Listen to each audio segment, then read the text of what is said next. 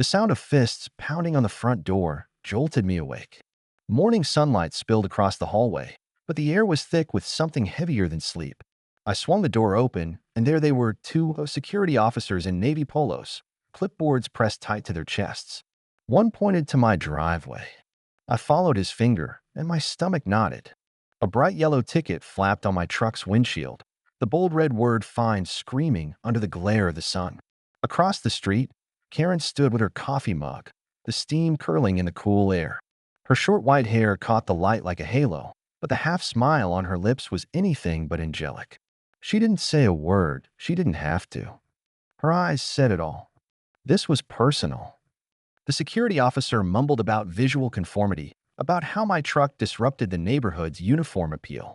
I almost laughed. My driveway was spotless, edged by grass so neatly trimmed it could have been in a magazine. But the ticket stayed taped there, taunting me. In the background, curtains shifted as neighbors peeked out, hungry for the next piece of drama. I crouched by the truck, fingers brushing the paper, the ink still fresh. The edges of the ticket fluttered in the breeze, but it felt heavier than any fine I'd ever seen. This wasn't about rules.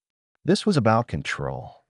I looked up, and there she was again, Karen's shadow stretching long across the pavement, inching toward me like it wanted to wrap around my whole driveway. I knew Karen's history. She had been HOA president for 6 years, and in that time she turned the board into her personal kingdom. People talked about her at backyard barbecues, whispered about the fines, the petty threats, the sudden letters that seemed to arrive whenever someone crossed her. And now it was my turn in her sights. When I stood, my hands shook, not from fear, but from something sharper. I locked eyes with her, and she didn't look away. Her smirk deepened, like she was daring me to fight back. The morning sun was bright, but I felt the chill of a challenge settling between us. I didn't say anything. Not yet. Words wouldn't win this battle. Inside, I dropped the ticket on the kitchen table. It landed next to my cold coffee, the sound louder than it should have been. Outside, I could hear her SUV's slow roll past my house, the engine humming like a warning. She wanted me to know she was watching, that every move I made would be under her gaze. I stared at that ticket for a long moment, the red ink burning in my vision. Most people would pay the fine, maybe grumble about it at dinner, and then move on. But I wasn't most people. I could feel it already. This wasn't the end of the fight. It was the opening shot. She thought she could find me for parking in my own driveway. She thought she could use her position to make me bow. I walked back to the window, watching her disappear around the corner. The air outside was still, the street lined with perfect lawns and silent houses, but it felt like a war zone to me. My heart pounded, not with panic, but with the thrill of a plan forming in the shadows of my mind. She had no idea what was coming. If they wanted to play games with ownership, I was about to play a game they couldn't win. And when I was done, Karen wouldn't just regret taping that ticket to my truck. She'd regret ever stepping onto my street. Sunlight spilled through the half-closed blinds, striping the desk in pale gold and shadow. Papers were scattered everywhere. Property maps, photocopied deeds, printed emails. My finger traced the faded lines of a street plan, following the curve of asphalt right past my driveway. The laptop hummed beside me, its screen glowing with a public records database. And then I saw it: owner, developers trust. Not the HOA. Not Karen. They had been bluffing all along. A slow heat built in my chest. They fined me for parking on my own property, but they didn't even own the road leading to it. It wasn't theirs to control. The realization hit with a rush of clarity. If the developers still held the deed, that meant it could be sold. It could be mine. Outside, Karen was in her element. She stood on the curb with a clipboard, her short white hair gleaming under the midday sun, speaking to one of my neighbors. They stood too close, voices low, but I caught the way her eyes kept darting toward my driveway. Even from here, I could feel the weight of her attention, the certainty that she was already planning her next move. I turned back to the laptop and searched deeper, clicking through page after page of legal jargon. There it was, a lien on the street from years ago, unpaid and forgotten. If someone paid it, they could claim the property. No middleman. No permission needed from the HOA. The idea hit me so hard I actually laughed. This wasn't just about defending my right to park. It was about taking the ground right out from under her feet. My phone buzzed. It was my lawyer. I stepped into the kitchen and put him on speaker. His voice was calm, measured, but the words felt electric. Yes, the street could be purchased. Yes, I could own it outright. And once I did, the HOA's rules would end at the edge of my pavement. I stared out the kitchen window. Across the street, Karen's white UV rolled slowly past, her gaze locked forward. It wasn't a casual drive. It was a patrol. She didn't see me standing in the shadows of my own kitchen, watching her pass. She didn't know I was already building the kind of plan that would make this fine look like a harmless warning. The thought settled into my bones. If you've ever wanted to see a bully brought down, this was going to be the moment. Like, share, and tell me what you'd do. Because what I was about to do wasn't just revenge. It was a takeover. I returned to my desk, leaning over the papers. The map felt different now. Almost alive, the faded lines and tiny printed numbers transformed into something with weight. This wasn't just a stretch of asphalt. It was the key to flipping the entire power dynamic. And I was going to turn it. Outside, the neighborhood looked as calm as ever. Lawns trimmed, sprinklers hissing, sunlight bouncing off windshields. But under that quiet, the first moves of a battle were already in motion. Karen thought she was tightening her grip. She had no idea I was about to cut the rope entirely. I closed the blinds and powered down the laptop. No one needed to see what I was working on. Not yet. I'd move in silence, gather what I needed, and when the time was right, I'd make my move. The next time she looked down this street, she'd be looking at something that didn't belong to her at all. The summer heat hung heavy over the cracked asphalt of the community center parking lot. I stood by the shade of a lone oak tree, speaking quietly to Luis, the only person I trusted with what I discovered. He wiped his hands on a rag, grease still streaking his fingers from a repair job. His brow furrowed as I laid out the plan, every detail, every risk. The moment I said the words by the street, his eyes sharpened. He didn't laugh. He didn't doubt.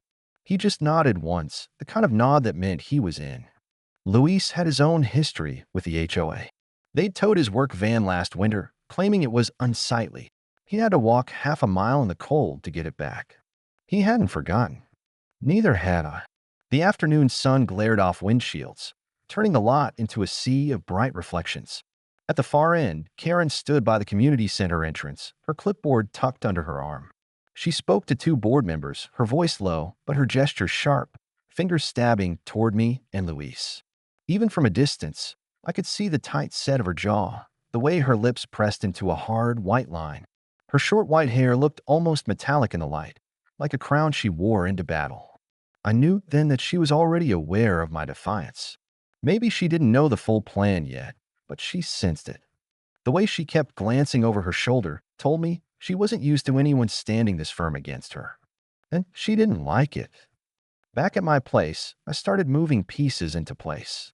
I sold my old motorcycle, a vintage model I'd kept for years.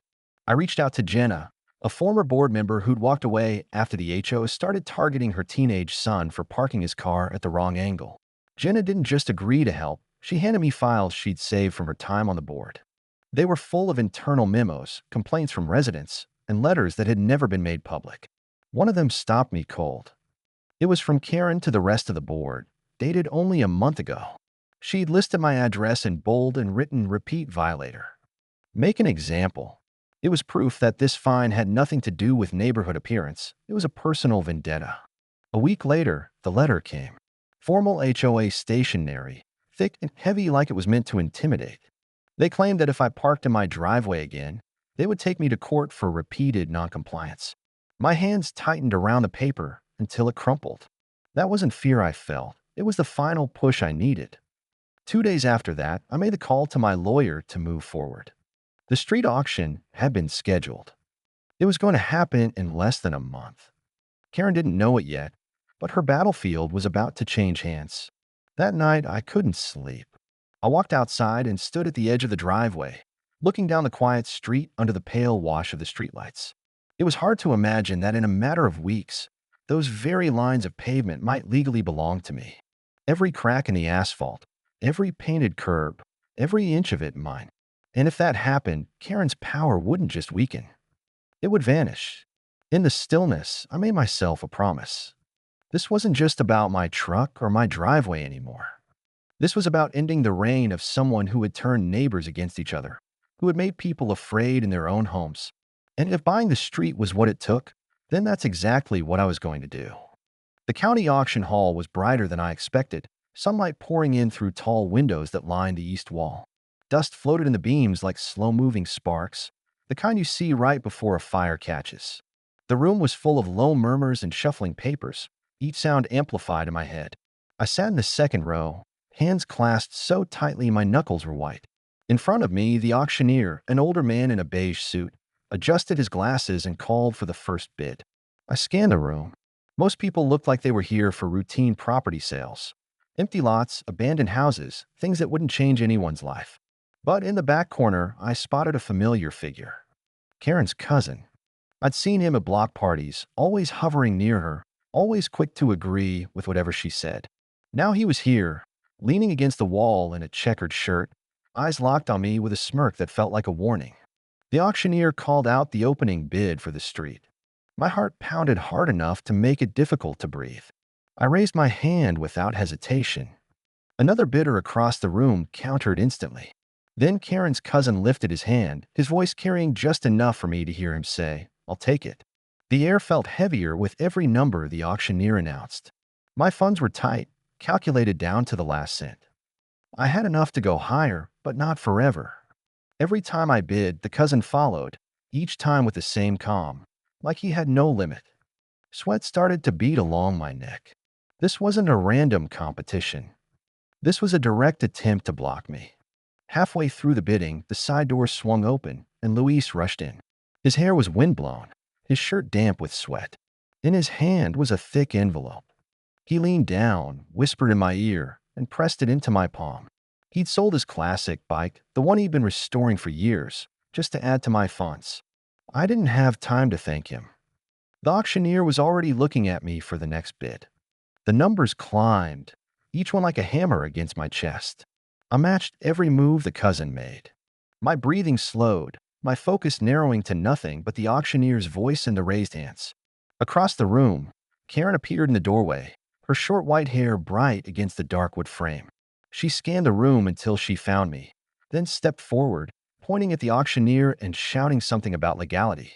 Her voice was sharp, but the auctioneer didn't even pause. It came down to two final bids. Mine, then the cousin's. My hands trembled as I raised my number card one more time.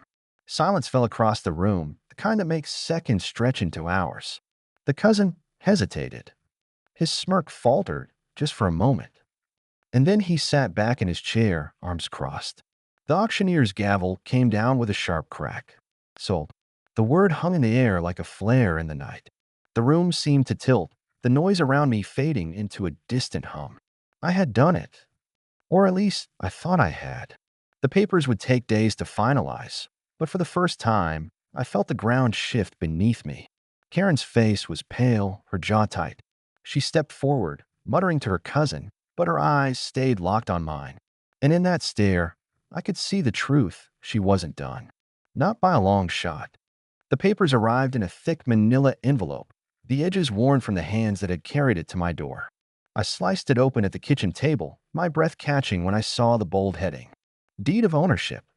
The street, the stretch of asphalt Karen had ruled over like her personal empire, was mine.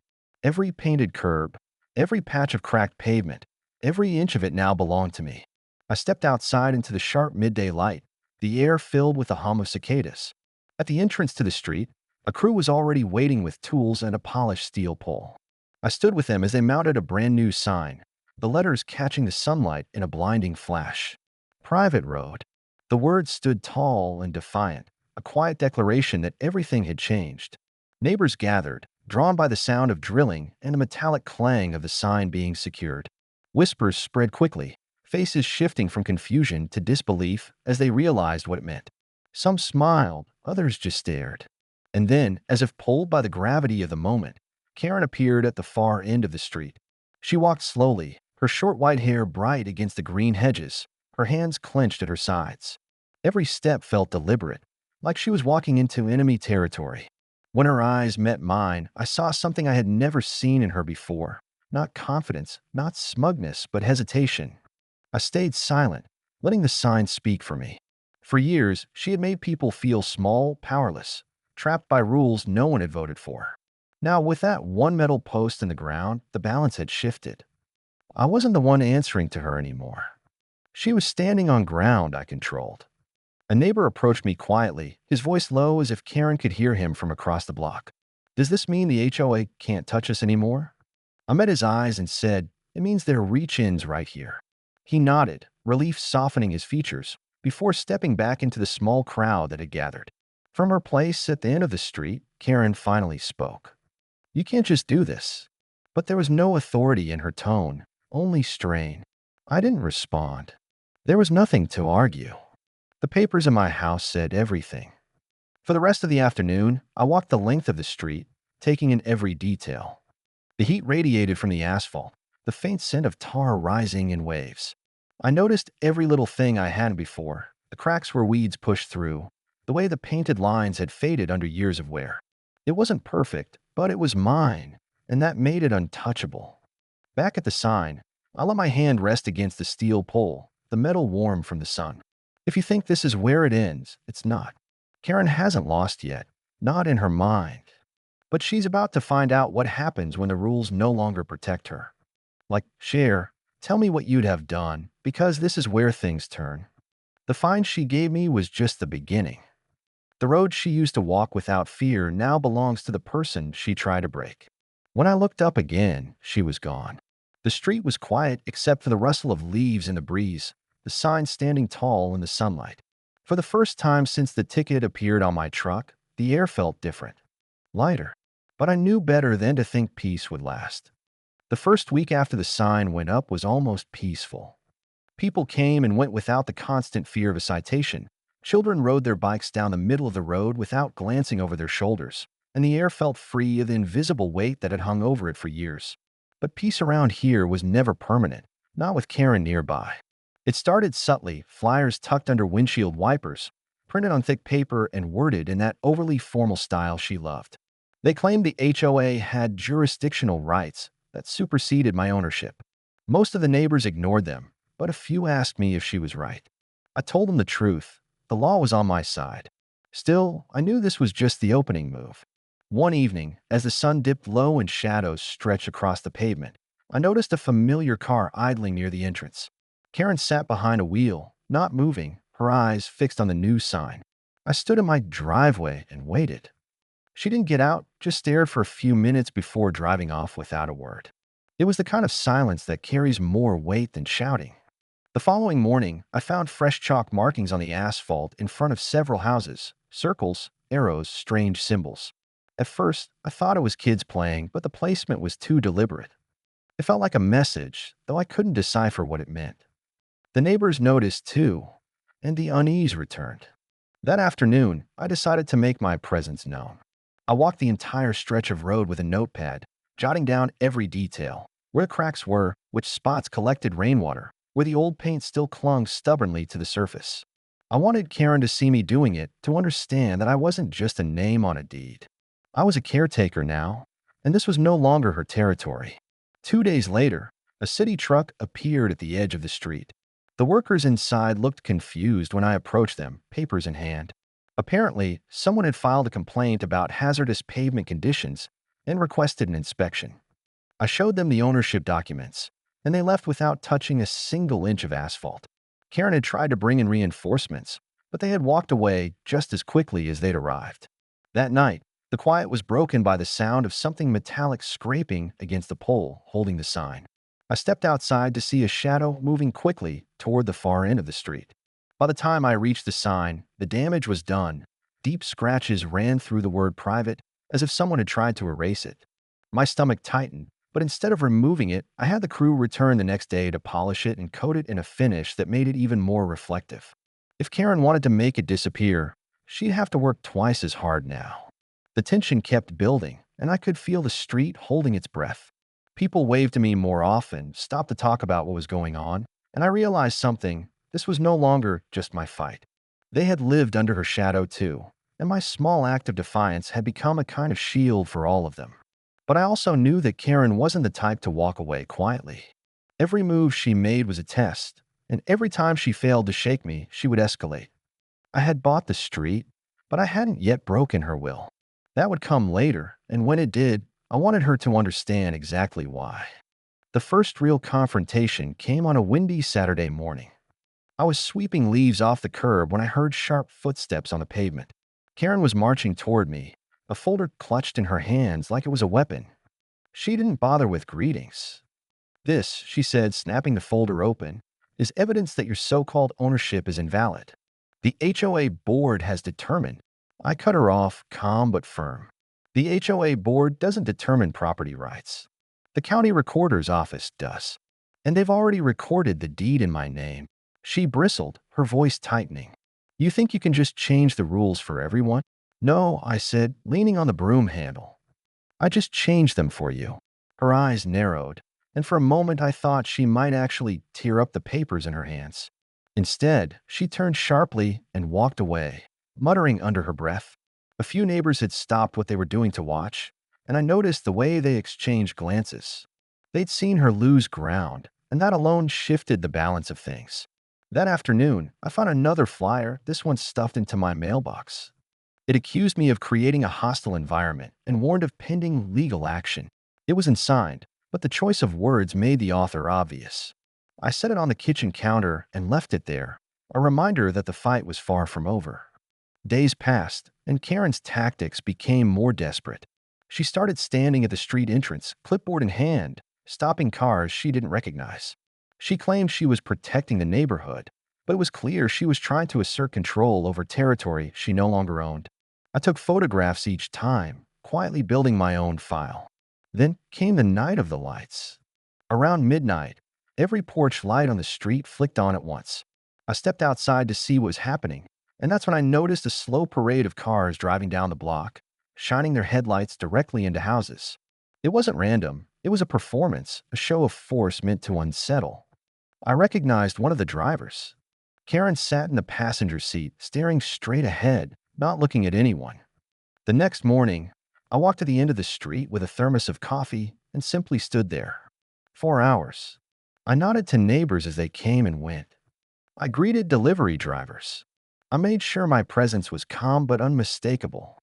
Karen drove by twice, slowing down each time.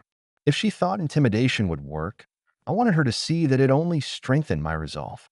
By the end of that week, small gestures from the neighbors began to appear. Someone left a note on my door that read, "Thank you for standing up to her." Another brought over a pie, saying it was just because. It wasn't just kindness. It was a sign that the street was starting to feel like it belonged to the people who actually lived on it. Karen, however, was far from done. She had the look of someone who had lost a battle, but believed she could still win the war. I knew she was planning something bigger, something she thought would push me into surrender. I also knew that if I let her keep escalating unchecked, she'd try to undo everything I had built. So I made a decision. If she wanted to take this further, I would meet her there, on my terms, on my street, with the law and the community at my back. The morning of the confrontation was unnervingly quiet. The sun cast a golden glow over the neighborhood, glinting off windshields and painting the rows of houses in warm light. My street, now legally mine, looked pristine, every inch freshly swept. I stood on my driveway, watching as Karen's silver sedan turned the corner, her sharp eyes already locked on me. She pulled up, her window sliding down with the precision of someone ready to deliver a rehearsed speech. "You can't keep doing this," she began, her voice tight but trembling underneath. "This whole street belongs to the community, not you." I held up a folder, thick with documents. "Actually, Karen, the county records say otherwise. I own the pavement you're parked on right now." I handed her a copy, and her gaze darted across the lines, her lips moving silently as she read. The color drained from her face. Behind her, a few curious neighbors were gathering, their morning walks conveniently slowed as they pretended to check their mailboxes. Phones appeared in their hands, the red record dots glinting in the sunlight.